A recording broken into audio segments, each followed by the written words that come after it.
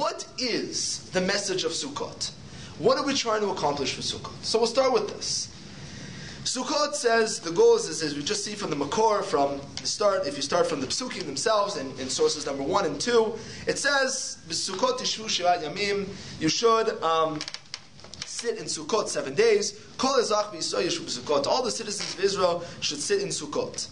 Mem Gimel. It says, Leman yidu dorotechem. Leman. When it says Leman, it means so that. And in general, the Bach as well as the Taz say that whenever the Torah says the words Leman, when it says so that, and then it gives a reason, it's trying to tell you that part of the mitzvah is to have in mind the reason behind that mitzvah. A lot of times, you don't necessarily have to have a reason why you put up a mezuzah. If you don't think when you put it on the mezuzah that this remembers Yetziat Mitzrayim, so in truth, you're still yotzei that mitzvah. The mitzvah was still done. It was fine as long as you put up the mezuzah. But in terms of certain mitzvot, and there's includes in that tefillin, tzitzis, and sitting in a sukkah, where it says leman, if you don't do the thinking, if you don't understand what's behind the mitzvah, then it's not, you haven't really finished up, you haven't really completed that mitzvah itself. And it's a part and parcel with the actions is a certain idea. And so it says, what's the idea of sitting in a sukkah? It's very, very clear. It says, Lema yidu dorotechem, in order so that all the generations afterwards, for thousands of years after the time that we were actually in Mitzrayim, coming out of Mitzrayim, it says, Kibu Sukkot hoshafti et bnei Yisrael b'otzeiti otam me'eretz Mitzrayim ani Hashem Elokeichem. He says, what are you supposed to be thinking? That God placed us in sukkahs when we left Mitzrayim, and that is the story of the sukkah. The sukkah is the place where we sat in, the place where God watched over us, and God took care of us in the midbar when we were sitting in the sukkahs for those years after we left Mitzrayim. That is the story of Sukkot. It's a nice idea, very, very good. There's another idea of the purpose of Sukkot, and that's in Dvarim Perek Tet Zayin. So we're going to talk about each of these sources at length, but first let's just see the ideas themselves. It says, Pasuk Yud Gimel, in source number 2, Chag Sukkot aseh lecha shivat yamim ba'asvecha migarcha u'miyikvecha. I want you to do Sukkot 7 days when you are taking all of your grains and all of your produce from that year, and you're bringing it into your homes. It's also an agricultural holiday in the sense that we are celebrating the fact that God gave us so much of His produce, and we bring it into our homes. It's a very exciting time. All that hard work throughout the year is finally coming to fruition.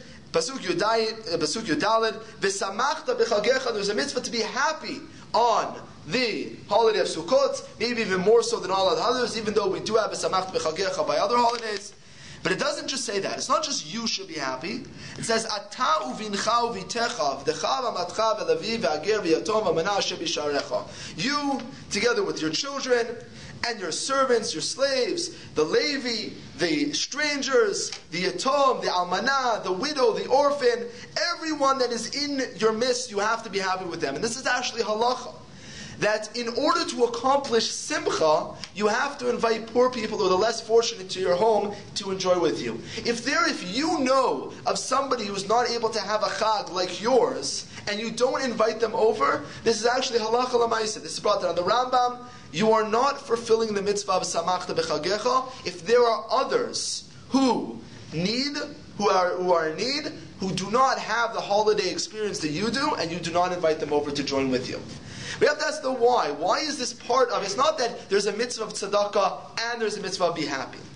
The mitzvah of being happy on Sukkot is involved with tzedakah. Why is that? Why, if you don't have these people, then you're missing out? We're going to get into that at the end, hopefully a little bit. But at the end of the day, we have this mitzvah, we have this holiday which is about simcha. We have this holiday which is simcha, and it's in order we sit in sukkahs in order to remember the fact that God, when taking us out of Egypt, took care of us. Okay. What's strange, though, is the timing of the holiday. And this is something that many, many of the commentaries speak about, is the timing. Why in the world would we place Sukkot right after Yom Kippur and Rosh Hashanah? Why in Tishrei? It doesn't make any sense. It's kind of like, it's a random time to place it. And we know that if it has to do with Yetziat Mitzrayim, then which holiday should it be after? Pesach. We have Pesach, which is about Yetziat Mitzrayim, and the whole idea of Sukkot is to remember the fact that God took care of us after Yetziat Mitzrayim. So therefore, where should we have the holiday? Right after Pesach, we have the holiday of Geula, and with the holiday of Sukkot is about us being in the Midbar. In truth, though, it could be at any time during the year. Because if we're celebrating the fact that God took care of us in the Midbar, at what time of the year did God take care of us in the Midbar? For 40 years. It happened at all the time. So therefore, technically, if you think about it, it could be at any time. Okay. But why now? Why Tishrei? Why exactly right after we have a full yontif, a full month of Yom Tovim? This is like the worst time. If you have a job or you're at universities, it's very, very difficult. How in the world you're going to all of a sudden take off an entire month in the middle, at the beginning of the year? It's very, very difficult. So why would we place Sukkot immediately after Yom Kippur? And it's really 4 days. Obviously, I mean, the Torah, it's not placed afterwards. It was when Kodesh Baruch Hu told us about these holidays, He placed them one after the other. What's the goal of that? Why now? So the Torah gives a famous answer, but it seems like a very, very technical answer. In general, when we see a technical answer, we think that this might not just be a technical answer, but really there must be something behind it. We're going to answer this question, and we're going to spend a little bit of time trying to figure out why is Sukkot at this time.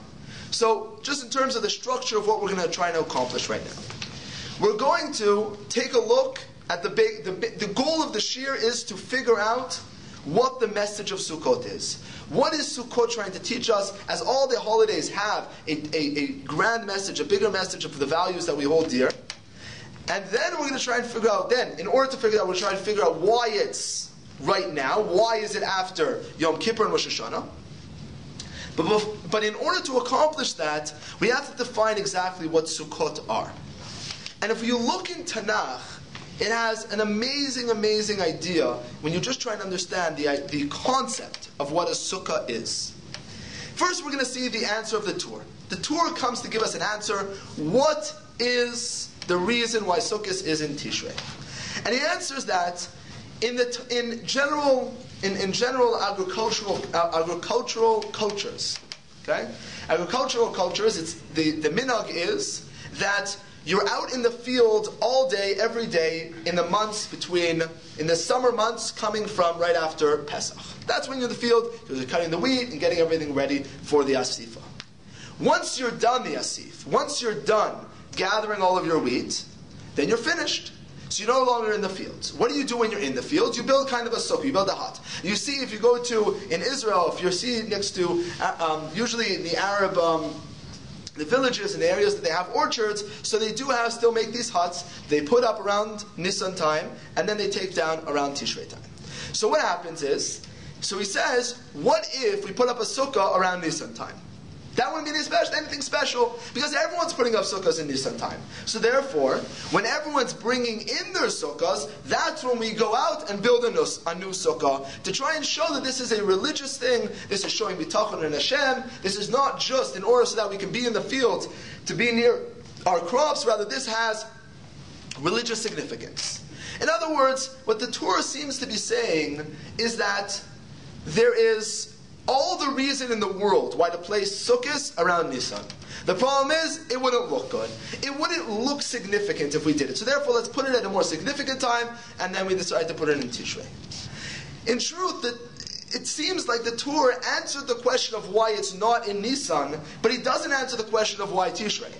We could have waited in another month, the Cheshvan, meaning we could call it Mar Cheshvan, because there's no holidays. So we feel kind of bad for Cheshvan, a place in Cheshvan. Maybe Cheshvan would be a little bit more difficult. I'm sure in Toronto, if you do it in Cheshvan, then forget about sitting in the sukkah. It'll be snowing already, and for sure we would have no chance of being able to accomplish the mitzvah. So maybe it makes a little bit more sense in Tishrei, but it seems kind of like a very, very technical answer for such a fundamental question.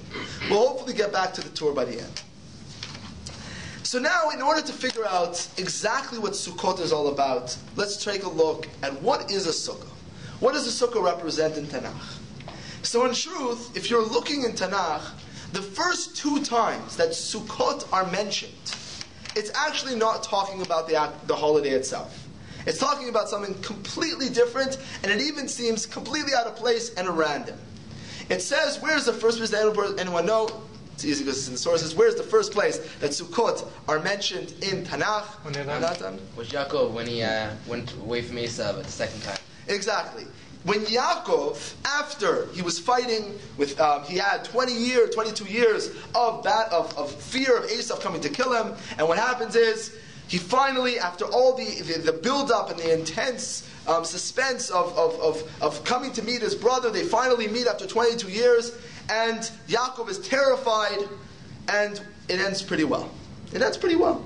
They go, they meet, they don't fight, he gives him a hug, gives him a kiss, and they make up, and then they decide to go on their own ways. Esav goes to Seir, and the pasuk tells us, this is in source number 4, it says, after all of this intense build up to this moment, Vayashav vayomahu Esav l'darko Seira. Esav goes to Seira. V'Yaakov nasa Sukkota. And Yaakov goes to a place called Sukkota. Okay? Vayiven lo bayit, and he built a house there. Uli bikneu asa Sukkot. And he made a sukkah for his animals. Alkein kara shem hamakom Sukkot. And by the way, that's why they call the place Sukkot, because he built sukkahs. It's like, okay. Yeah, right. So Sukkot is 2 Sukkot, this Sukkot, okay? But why? He went to a place called Sukkot because he built their Sukkot, and this is the most important piece of information that we have to tell us after this huge event. Finally, Yaakov and Esav, after fighting all these years, they meet. It goes well, it works out, and Yaakov builds a sukkah. Why is this important? Why do you have to tell me that Yaakov is building a sukkah? What difference does it make if he's building a sukkah or not? And it seems so random. He's like, he builds a house, he builds a sukkah, okay, great. And then after that, it goes on to a whole new parsha about Dinah, etc. What's going on here? Why is this significant? If it was just here, maybe we can say, okay, that's just what happened and the Torah wants to tell us. But it's not just there. Where's the second place talk about Sukkot? Even before the holiday was ever invented. Where's the second place it talks about? Doesn't Yaakov heal in Sukkot from his injury? Maybe. It's a midrash. Okay, but in terms of understanding why would he heal Dafka there, there is a midrash that says that it is very significant, and we know it must be significant because of the fact that the Torah tells us it. And the Torah doesn't just stop there, but in the next place that talks about Sukkot is Yetziat Mitzrayim. Yetziat Mitzrayim. The Jews have been waiting for this moment for 210 years. Kigeria Zarecha, and then Kosh Baruch Hu is going to take us out. It's an amazing, amazing event. And then they go for Ramses. Vayisu b'nei Yisrael, source number 5, Lamed Zayin. Vayisu b'nei Yisrael b'im Ramses. They go from the city of Ramses, Sukkota. They go specifically to that place called Sukkota. Now what's strange is we know that they go to the same Sukkota as Yaakov. No, because Sukkota of Yaakov is in Israel. In Israel. And we know the Jews didn't go into Israel for 40 years. Okay? So what happens is they go to this place called Sukkota, which happens to have the exact same name as the place that Yaakov went 200 years before, 250 years before, after the fight with Esav. What's going on here? What's the Tanakh trying to show us? What's the Torah trying to show us when all of a sudden they go to specifically this spot? After they were saved from their enemy, after they finally, all these years of anticipation and waiting and worrying, finally they've been saved, and they go to Sukkota. What's this place Sukkot? What's this all about? What is the significance of the idea of Sukkot? So the next place, obviously we see it as a holiday for a while, but we see it's actually quite interesting. Masechet Erechim, it brings a pasuk in Nehemiah. And actually both at the beginning of Sefer Ezra and at the end of Sefer Nehemiah, it speaks about the first action, the first holiday that is celebrated of the Jews in Ezra and Nehemiah. The Jews in Ezra and Nehemiah, the story is that they were exiled from the destruction of the first Beis Hamikdash. After 70 years of exile, finally they're returning back. The first thing that they do, in Ezra Perek Gimel, it says, the first thing they do is, they celebrate Sukkot. Which seems, okay, it could be that that's what happens, but in truth we know they waited 7 months, and the first thing it talks about is they celebrate Sukkot together. Why Sukkot? Why is this significant? The next thing it says, in Nehemiah Chet, it says that Vayasu b'nei Agula, Dichtiv, this is source number 6, in Erechim, Dichtiv in Nehemiah Perek Chet. Vayasu b'nei Hagolah hashavim min hashevi. The b'nei Hagolah, the Jews of the diaspora who are coming back from the ones who were captured in the time of the exile. Vayasu Sukkot, and they made Sukkot. They built Sukkot. Vayeshvu b'Sukkot, and they stand in the Sukkot. Ki lo asu mimei Yeshua binun ken b'nei Yisrael. They had not made Sukkot since the time of Yeshua binun. V'tiyeh simcha gdula me'od. And they were really, really happy. That's nice. Okay? The Gemara asks an obvious question. They made Sukkot like they haven't made since Yeshua binun. What? The Jews during Bayit Rishon didn't make Sukkot? Meaning, you could say during the time of Menashe, who was an evil king, they didn't make Sukkot. During the time of Tzidkiyahu, fine, maybe it could be that they didn't make Sukkot.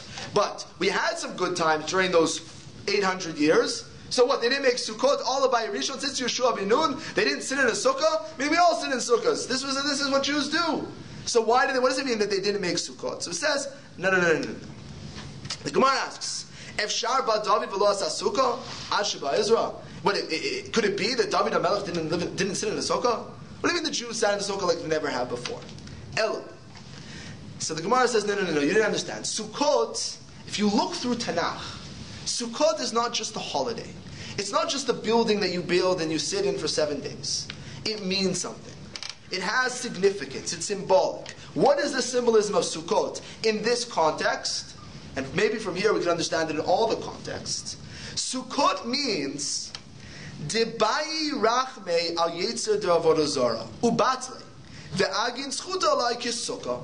The story was that the Chachamim at that time, they dove into a Kadosh Baruch Hu to get rid of the Yetzer Hara to do avodah zara, and that was like a sukkah for them. That seems like kind of strange. What's going on here? Why a sukkah is symbolic of something, getting rid of the Yetzer Hara of avodah zara. Why is a sukkah? How do you see the symbolism? What's going on there? So you think historically, what's going on here? Why did the leaders at that time, why did they get up and pray to Hashem to get rid of the Yetzer Hara for Avodah Zarah? What are they doing? Why are they praying for that? What's going on at that time? So truly, if you think about it, it's the most logical step for them to take. Right now, they're just coming back from an exile. The Beis HaMikdash was destroyed 70 years before the exile, before they came back. 70 years before the Beis HaMikdash was destroyed. No one thought it was actually going to happen. It was a traumatic time. If you read through Yechezkel, you'll understand how traumatic it was for the Jews at that time. Their temple was destroyed. Their country was destroyed. Their identity was taken from them. Why did this all happen? Because Avodah Zarah. Now the Jews finally, after all these years, they've been waiting, finally they can come back. Okay, they're back. Now what is, other than being ecstatic and elated that they're back in their land and they're going to build their temple again, what is the number one thing in these people's minds? Hope it doesn't happen again. Hope it doesn't happen again. How can we ensure that we won't make the same mistake as we did before? How can we ensure that this Geula is not something that's fleeting? It's not that God saved us, yay, we're back in Israel, but it's just going to happen again. How can we ensure that this is going to last? And they say, how can we ensure it's going to last? I have an idea. Let's daven to get rid of the Yetzer Hara of Avodah Zarah. But you get rid of the core. If we, in order to solve the problem, we don't just put a bandage on it and go away in exile and come back. Let's get rid of the core. Let's get rid of the Yetzer Hara for the Avodah Zarah, and that way we can make sure that this redemption is not something that is fleeting, rather it's solidified. And the Gemara says that this is what Sukkah represents. Sukkah represents the fact that we're not just being redeemed, but rather we're solidifying that redemption. It's something that we're going to say that we're not going to make the same mistakes. And we're talking about mistakes. We're going to be solid. It's not going to end. It's not just that we're being redeemed, but rather we're going to sustain this redemption. And this is, if you look throughout Tanakh, this is the symbolism of Sukkah. In Yaakov's time, Yaakov was just saved from Esau. Fine, it went well. But there's a million unknowns going on in Yaakov's mind. How in the world is he's going to build his family up again? In Eretz Yisrael, in a new land, his family just came from Lavan. Yes, he got over the obstacle of Esau for now, but he's still 400 men. Was Esau serious? Is he going to turn around and get them? There's a million unknowns. So he built a sukkah. The Jews, yes, they've left Ramses, they've left Mitzrayim, they're safe. But who can run up from behind them? They needed to build sukkahs. And the symbolism of Sukkot is that of not just feeling like it's okay because we were saved, but rather trying to concrete that redemption and trying to make it last. Sukkah, in the language of Tanakh, symbolizes solidifying redemption. A redemption that's not fleeting, it's not just a knight in shining armor that comes and swoops up and saves us, but rather that keeps us safe even afterwards. That's the redemption that Sukkot symbolizes. Now, okay, so that's what it's a symbolism in Tanakh. We saw it in a few places, very nice. But how does it fit into the holiday? The holiday, we said, was about the fact that God protected us when we were in it, He took care of us when we were in the midbar. So how does it fit back in? So in truth, that's exactly the point. In source number 7, it says, what is the sukkah? What do we have to think about? What does the sukkah represent? So there are those that say that the Tanya, ki b'sukkot hashafti et bnei Yisrael ananei hakavod hayu, divrei Rabbi Eliezer, Rabbi Akiva omer sukkot mamash hayu. It's a machlokes, what it represents, but in truth, at the end of the day, what it represents is God sustaining us. The sukkah, what we remember is not just that they sat in sukkahs. The point is like, oh, where do they live? They live in sukkahs. Wow, we did the mitzvah. The point is to remember the fact that God took care of us in the midbar. He sustained us. He watched over us. He gave us sustenance in food. He gave us sustenance in clothing, sustenance in water. Everything was taken care of by God. He protected us from enemies. He protected us from the Mitzrayim. It wasn't just that God came and saved us, but rather He sustained us.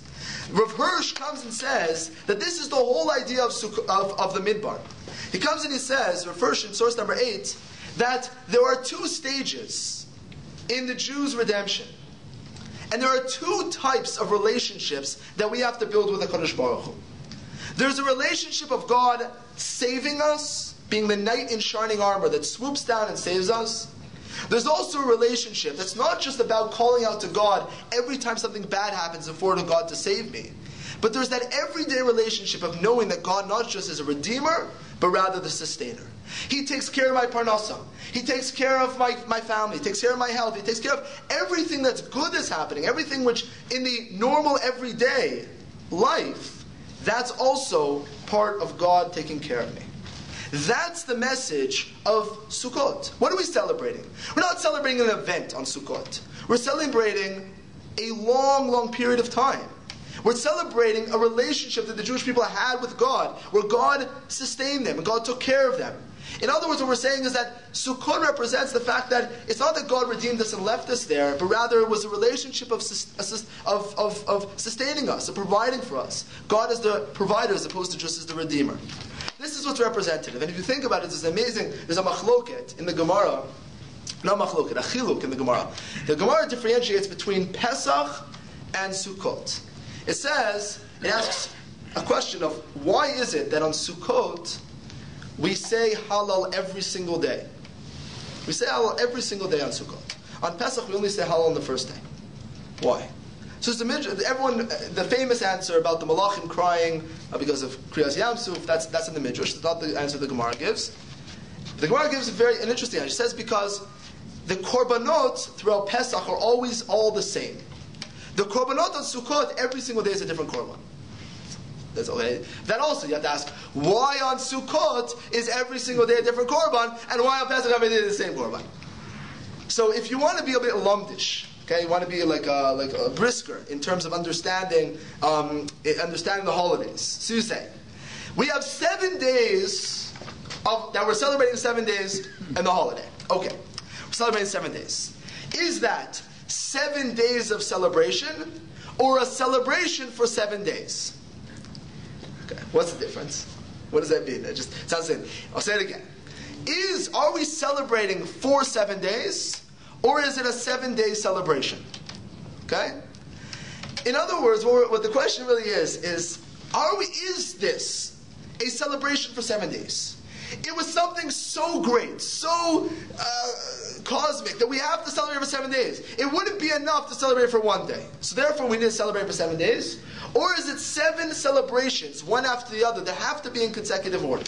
And that could be the difference between having the same korban for 7 days, because it's the same event. We're just celebrating for a long time. Or are we celebrating for 7 separate celebrations, and therefore we give a different korban each day?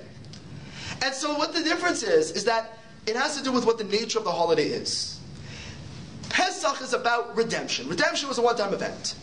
It was amazing. It was incredible. It's worth celebrating for 7 days for something that great.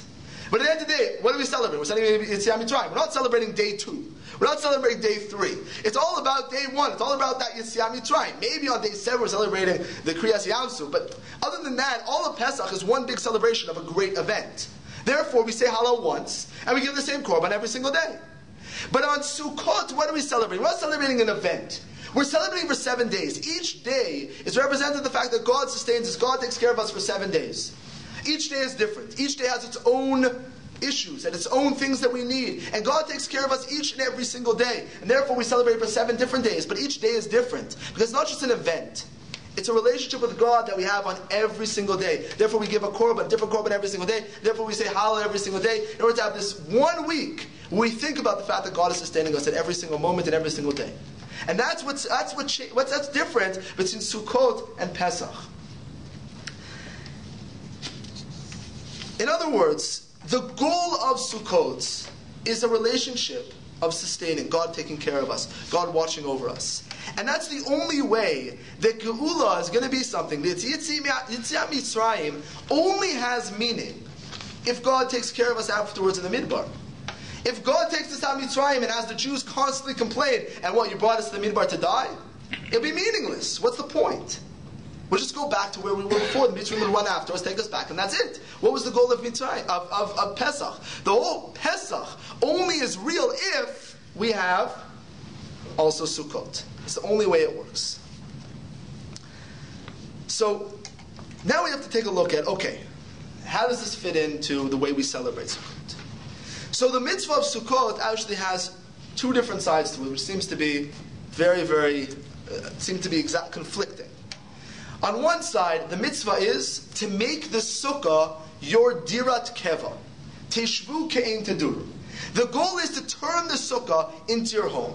And it's a really interesting mitzvah. The mitzvah of sukkah, what's the mitzvah of sukkah? To eat in the sukkah, to sleep in the sukkah, to drink in the sukkah, to hang out in the sukkah, to just do everyday things, to read in the sukkah. Okay, it seems like just you're doing normal things, everyday things, but where do you do them? In the sukkah. Okay, so we're just moving places. There's nothing about it. There's no actual no action. You don't have to say anything. You don't have to do anything. I mean, there's a bracha, but it's a bracha on eating. Meaning we always say a bracha, but on the food. I mean, this is the bracha of the mitzvah of eating, but where in the sukkah? How does it change it? What does that mean? We're just doing everyday things. The goal of the mitzvah is to have a different house. I have a friend who's a good friend of mine who's a shaliach in Perth, and he updated his Facebook yesterday. He said 69 hours until we move residences. And my wife, who's very, very close friends with them, she wrote, "You guys are moving? What's going on? What happened? This and that." She says, "What do you mean? It's Sukkot." Okay? So that's what it is. All it is moving residences. Great. But what's the goal? Why are we doing it? Why is that the mitzvah?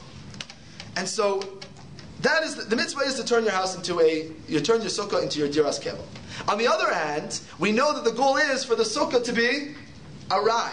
That's at least what Rabbi says in the Gemara in source number 12 on the 2nd page. V'Rabba mahacha b'sukkot yeshvu shivat yamim aral tirah kol shivat yamim semi dirat keva v'shev dirat arai. The goal is to leave your permanent home and to go sit in a temporary home. Okay, so it seems kind of contradictory. You're supposed to turn the temporary home into a permanent home. And what's the goal of that? So if we just focus on the idea of turning our everyday actions into mitzvahs. The Siftei Chaim and the Meimarom in sources number 15 and number 16, they give an incredible idea, which is the goal of Sukkot simply is to turn everyday actions into mitzvahs. To turn our everyday into a mitzvah. To show that it's not just the being in shul, the davening, the learning, the things that are just on their own to seemingly look as religious. That's not the only way we serve God. We serve God through everyday life, everyday actions, everyday associations, eating, drinking, sleeping, hanging out with friends, reading a book, everything that's just normal. That's how you serve God. What do? Just eat and drink. And the goal is, it's supposed to be in total contrast of the idea of Yom Kippur. Yom Kippur is a day where we totally remove ourselves from this world. And we say, we're yours, God. We're like angels in the sky. We have no connection to the world. We're taking away everything that makes us human beings, and we're saying that we're just for you. We're like angels. We wear white. We don't eat. We don't wear shoes. That's it. We're for you. And then all of a sudden you're like, okay, great, wonderful. You're mine. You've been mechaper. You guys are all holy. That's great. What do you do with that? Okay, the next day you go to work. It's like, okay, I was an angel yesterday. Oh, great, and I was the prime minister. Like, okay, great. What do you mean if you were that one person for one moment? It's meaningless. It's meaningless. So the goal of Sukkot, though, is to say, no, it's not meaningless. Because now we're going to take Yom Kippur and we're going to transform it into Sukkot. We're going to take that holiness and we're going to transform it into everyday life. Everyday life is going to be a mitzvah to show that it's not something that's fleeting. We're not just angels in the sky and then we go back to regular life and everything. There's a nituk, there's a separation between our everyday, our life, and our religious life and our God. It's not the goal. The goal is to come and take that and say, okay, now I'm going to have everything about my religion, everything about my life is going to be part of my Avodas Hashem. My eating, my drinking, my sleeping, everything. All of my life is going to be Avodas Hashem. Bring it into the world of God. That's the goal of the Sukkah. To take Yom Kippur and to bring it into the Sukkah. Now how does that fit with our whole idea? It fits because just as we had this Geula, we had Geula Yom Kippur we had a Geula on Yetziat Mitzrayim, the Geula of Yaakov, the Geula in the time of Nehemiah. Then we built a Sukkah. So too we have to build a Sukkah. How do we build a Sukkah? We were just saved from all of our sins. We've just been redeemed from all the bondage of the sins that we have. And now we need to make that last. We can't have it just be a fleeting moment. We don't want it to be a fleeting moment. We have a new beginning. We have lots of things in our minds that we want to accomplish, we want to do. That connection with the Kodesh Baruch Hu, we don't want it to be fleeting. We don't want the Geula to just return back to the way it was, and the Mitzrayim will just grab us and bring us back to Mitzrayim. We want it to last. We have to have a time of showing that it's not just our relationship with God in terms of the redemption, in terms of those great events. We want to show that we have a relationship with God with the everyday.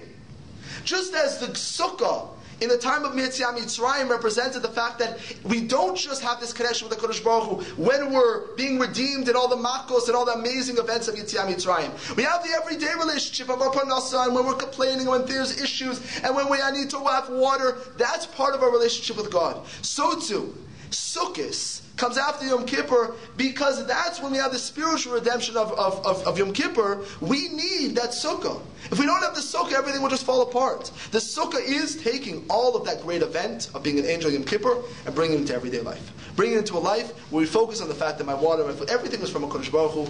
Everything in my life can be focused on that. I don't have to live a separate life. I don't have to live a dual life. I have to live a life that is unified. And in truth, if you look at what the word Simcha means, the word Simcha in Judaism does not mean happiness. Throughout Chazal, there's many places to prove this. When we do a whole shiur on what the word Simcha means, we can see all of them.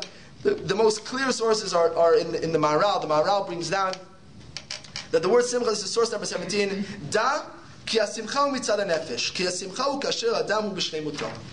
Simcha means when a person is complete, full. When you don't feel like your life is pulling you in all different directions. You just feel like you're living one person. When you're two-faced, when you have to play games, when you have to be a different person to different people, and you have to act different ways, you always feel torn. You can't create happiness when you're living different lives, when you're living separate lives. If you're a mensch everywhere you go, if you hold true to your values in every part of your life, that's when you have simcha.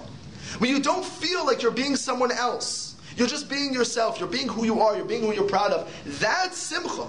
Simcha is being shalem. Shleimut represents simcha. Being able to be yourself in every single situation. Being able to all around, being able to be that person, that is simcha. That is the greatest happiness. To be able to just live yourself, live your own identity. And so, in truth, that's what happens to Sukkot. When you're able to just not feel that nituk between religious life and spirituality and God and things that you believe in, but how do you translate that into everyday life? The simcha of the Chag is being able to just, no, those everything daily lives also. Those are also mitzvahs. Those are also part of, this is all part of serving Hashem. It's not a nituk. You don't have to feel broken. You don't have to feel separate. in Judaism. Judaism is not about separating from the world. Rather, it's about infusing the world with a higher purpose and higher values. That's the goal of Sukkot. And that's the highest level of Simcha. So too, by the way, that's why we say that what is Sukkot all about? Sukkot is only Simcha when you have the Aniyim and all the Yatom Almanah. Because if your society is split, if your society is broken, if you don't have a full society where everyone is being able to benefit, then it's broken. That's not Simcha. Simcha is Shlemut. Simcha is completeness. So therefore, you can't have a broken society. Just like you can't have a broken personality and a broken self, where parts of your life you're proud of, parts of your life you're not, and parts of your life are separate from, and they're just as if they're focused in different directions. So too, you can't have a society which is like that. You can't have poor people. You can't have people that aren't being taken care of. You can have poor people, but they have to be taken care of. You can't have Yatom Almanaz. You can't have widows and orphans that aren't being taken care of. That's a society that needs fixing. So therefore, you can't have Simcha, Shleimut. The word Simcha means Shleimut. You can't have Shleimut if you don't invite them in. Now let's see how this fits in to the bigger picture of what it means to be a Jew. What ends up in truth, the goal of being a nation is very, very clear in the Torah. It says in Dvarim Perek Daled, in Pasuk Zayin, would go in the 19th source, Perek Zayin, and Perek Daled, Pasuk Yud Zayin. Pasuk Zayin. It says, all the nations are going to come and they see us, and they're going to say, Ki mi god gadol asher lo Elohim kruvim alav ka Hashem Elokeinu b'kol koreinu alav. Mi god gadol asher lo chukim mishpatim tzadikim b'chol torot azot asher anochi noten lifnechem hayom. The nations are going to come and they see us when we're living in our land, and we're actually creating a society which is mitukan, which is just, which is right, which is according to the laws of the Torah. What ends up happening is all the nations around us, they come and they look and they say, wow, what an amazing relationship these people have with God. It's not like a Avodah Zarah. It's not like everything else. It's real. It's something which doesn't take them out of their lives, but they're doing amazing things. And they're amazing economically, and they're amazing in all fields of life. And look how much they've achieved because of their relationship with God. Money doesn't make them greedy, it makes them more generous. Military power doesn't make them cruel, it makes them more rachmanim. It makes them into people that protect others. And when you see that, when you see a whole nation which lives by these ideals, that all the things in the world, and all of chomriyut, and all the materialism, for most people, what it turns into is things that you're trying to run away from because of the negative effect that it can have on you. In Judaism, we say, look at the amazing effect that it can have on us. Look how money, how economic prosperity, how that can make it into a nation where we are helping the world try to achieve that prosperity. How we're all over the world, we're helping third world countries with the agriculture, and when they're in disasters, and we're taking care of them. And when we take a nation that has immense military power, but they use it first and foremost as protection, that's something that shows that we don't use power, we don't use all these things that in general are used for negative. We can infuse them with high values and use them for what they're supposed to be used for. And that's the incredible mission of the Jewish people. In the end of the day, it's very, very difficult. It's very difficult, and the Torah in source number 21 warns us about this.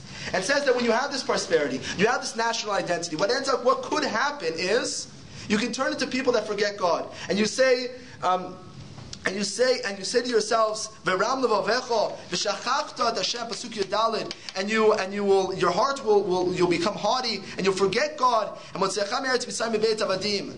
And you'll come and you say, "Ve'amarta pasuk Yud Zayin, ve'amarta bilevavecha." You say in your heart, "Kochi v'yotzim yadi asad echad." You think that it's all from you.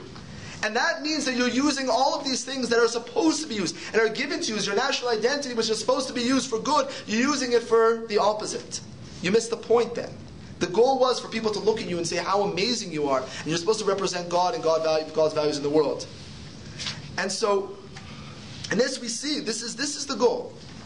The Rav Kook in B'malach Yidei Yisrael in Perek Bet, he writes as follows. He has it in English as well, in the bold part. What's the goal? The goal is thus bringing, we're in the bold part, that's bringing success to all mankind.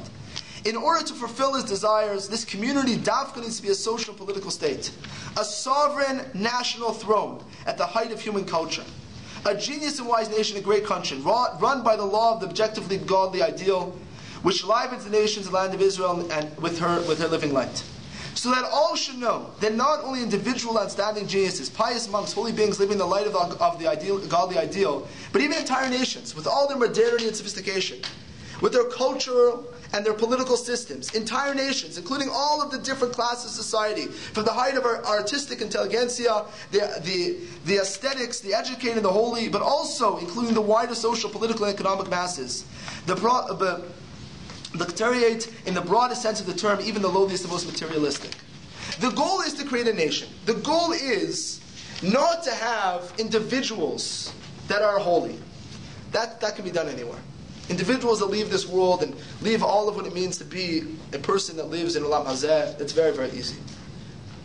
But to be a person that has a nation, to create a nation under God, that's something that's more complex. Because a nation has to have all the different parts of what a nation means. It has to have a political system, it has to have an economic system, it has to have a medical system, it has to have a military system, it has to have a health system, it has to have all these things that are complex.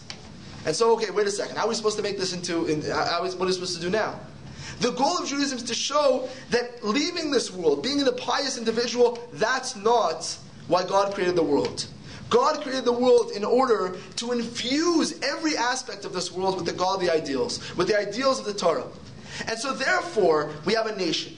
Therefore, we're coming to show that our purpose is to make sure that economy, that money, is something that not just can be used for good, but its whole purpose was created in order to show a good value.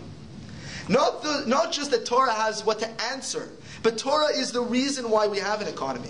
Torah is the reason why we have a military. Torah is the reason why we have culture, why we have art, why we have every single aspect. Rav Kook speaks about this all over, where the goal of Judaism is to infuse all of world values with Torah. Not just to put Torah inside of them, but to show how they themselves were created only to express a certain value of the Torah. That's what the purpose of what we're trying to create is. And that is the idea of a sukkah. The idea of Sukkot is to make sure that life is not something which is up in the air. Religion is not something that is theoretical.